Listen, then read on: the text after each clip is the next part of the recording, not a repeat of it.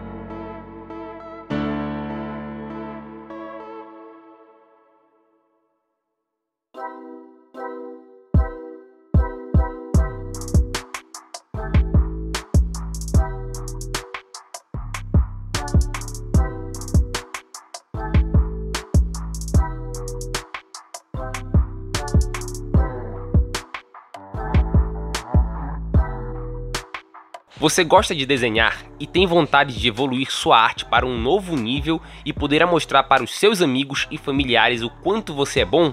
E tudo isso de maneira rápida e no conforto da sua casa? Se isso interessa a você, vou te indicar um curso muito top de desenho e pintura, onde você vai poder criar artes inacreditáveis com o seu material escolar. O link oficial do curso, com desconto, vai ficar aqui na descrição desse vídeo e no primeiro comentário. Agora vamos continuar a nossa arte.